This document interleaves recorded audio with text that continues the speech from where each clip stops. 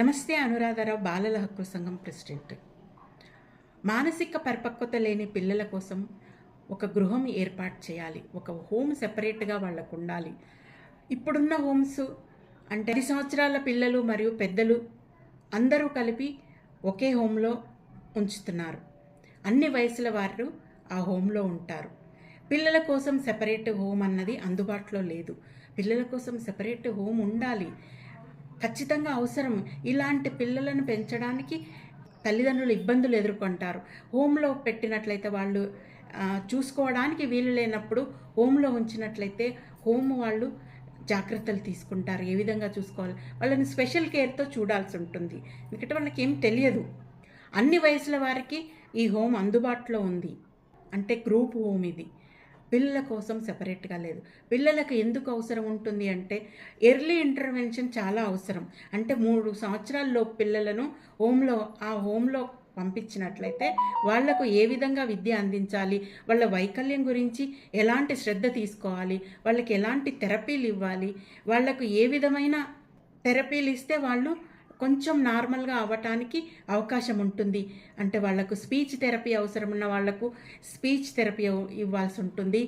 నడవలేని పిల్లలకు వాళ్లకు ఏ విధంగా నడవాలి అన్న థెరపీ ఇవ్వాల్సి ఉంటుంది.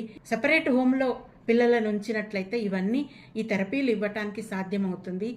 రీహాబిలిటేషన్ సెంటర్లో పెట్టినప్పుడు చాలా సంఘటనలు చూసాము. రీసెంట్ సంఘటనలు ఉన్నాయి, అంతకుముందు జరిగిన సంఘటనలు ఉన్నాయి. ఇలాంటి సంఘటనలు పునరావృతం కాకుండా ఉండాలంటే పిల్లలకు ఈ డిజేబుల్డ్ చిల్డ్రన్ కోసము సెపరేట్ హోమ్ అన్నది ఏర్పాటు చేయాలని 2018లో బాలల హక్కుల సంఘం ఫౌండర్ ప్రెసిడెంట్ అచ్యుతరావు గారు ప్రభుత్వాన్ని డిమాండ్ చేశారు. వారి మాటల్లో మనం విందాం ఏం చెప్పారు అన్నది. పిల్లల పట్ల ఎలాంటి ప్రేమ ఆప్యాయతలు లేకుండా అడుగడుగున దారుణాలు జరుగుతున్నాయి. ఇప్పుడు మనం తెలంగాణను పెద్దగా కలిచివేసిన ఘటన లోతుల్లోకి పోతే ప్రత్యూష ఘటనలో ముఖ్యమంత్రి గారు తన రెండో కూతురుగా కూడా ఆమెను అడాప్ట్ చేసుకున్నారు. అప్పుడు కూడా బాలల హక్కుల సంఘమే ఘటనను బయటికి తీసుకొచ్చింది. ఇట్లా పిల్లలను రకరకాలుగా హింసించడమే కాకుండా చివరికి చంపేస్తున్నారు. ఇప్పుడు విజయవాడలో నాగవైష్ణవి అయితేనేమి, లేకుంటే ఇంకో జరంగా అయితే నిన్నటికి నిన్న బాలల హక్కుల సంఘానికి ఒక సమాచారం రావడంతో ఇట్లాగే మానసికంగా ఎదిగిన ఒక పాప ఉన్నది, 10 సంవత్సరాల పాప. ఆ పాపను చంపేయడానికి సంసిద్ధులైనరు అనే సమాచారం రావడంతో మేము మీర్పేట్ పోలీసులు వెళ్ళి ఆ పాపను రక్షించి గృహానికి తరలించినాం. ఈరోజు తెల్లవారగానే ఈ దురదృష్టకరమైన ఘటన జరిగింది. అయితే ఈ ఘటనలో కూడా పిల్లలు మానసికంగా ఎదగలేదని చెప్పేసి, పిల్లలకు వాళ్లకు బరువైనారని చెప్పేసి కడతీర్చడానికి ప్రయత్నం చేసి కడతీర్చినారు. అయితే ఇక్కడ మామ ఎంతో ప్రేమగా చూసుకునేది, మామ అలాంటి వాడు కాదు ఇలాంటి వాడు కాదు అని చెప్పేసి తల్లిదండ్రులు చెప్తున్నారు. ఆ మామనేమో చంపినట్టు ఒప్పుకున్నాడు కూడా. ఈ ఘటనలో మేము చెప్పొచ్చేది ఏంటంటే తల్లిదండ్రుల హస్తం కూడా ఇందులో ఉన్నది. తల్లిదండ్రులు కూడా సహనిందితులే. వాళ్లను ఈ నిందితులుగా పేర్కొనకుండా పక్కన పెట్టలేము. తర్వాత ముఖ్యంగా పిల్లల చట్టాల ప్రకారం చూస్తే రక్షణ పరిరక్షణ ఇవ్వాల్సిన బాధ్యత వాళ్ళది. ఏదేమైనా ఇది ఒక పథకం ప్రకారం తల్లి, తండ్రి, మిగతా కుటుంబ సభ్యులు, మేనమామ అందరూ కలిసి ఆ మామ కంసుడిగా తయారైపోయినాడు. తయారైపోయి పిల్లల్ని కడతీర్చినారు. ఇలాంటి ఘటనలు జరుగుతున్న నేపథ్యంలో ప్రభుత్వం తీసుకోవాల్సిన చర్యలేంటి? బాలల హక్కుల సంఘంగా మీ బాధ్యత? ఈ ఘటనలు ఏంటంటే పిల్లల హక్కులుగా చెప్తే ప్రతి పుట్టిన మా పాపకు కానీ బాబుకు కానీ బతికే హక్కు ఉన్నది. అది ప్రాథమిక హక్కు అందరికి కూడా. తర్వాత గౌరవంగా బతికే హక్కు ఉంది. అంటే వాళ్ళు మానసికంగా దౌర్భాగ్యంగా బాగలేకపోయినా, లేకుంటే శారీరకంగా దౌర్బల్యం ఉన్నా, ఏమున్నప్పటికీ కూడా.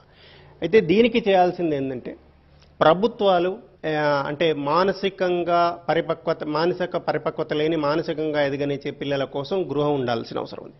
అయితే తెలంగాణ మొత్తంలో లేదని తెలిసింది. ఇది చాలా దురదృష్టకరమైన ఘటన. మీ పిల్లలకి ఎవరికైనా ఇబ్బంది ఉంటే మా వసతి గృహాలు ఉన్నాయని చెప్పేసి దాని మీద అవగాహన ప్రజలలో కల్పించాలి.